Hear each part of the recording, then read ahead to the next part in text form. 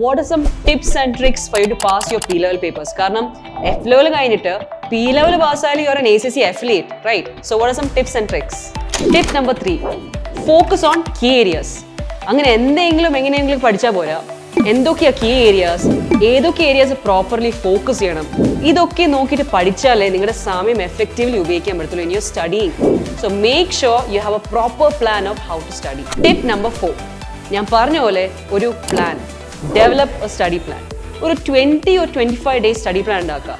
എല്ലാ areas cover ചെയ്യുന്ന മാതിരിയുള്ള ക്വസ്റ്റ്യൻസ് ചൂസ് ചെയ്തിട്ട് അത് സമയം ഇട്ടിട്ട് ചെയ്യുക.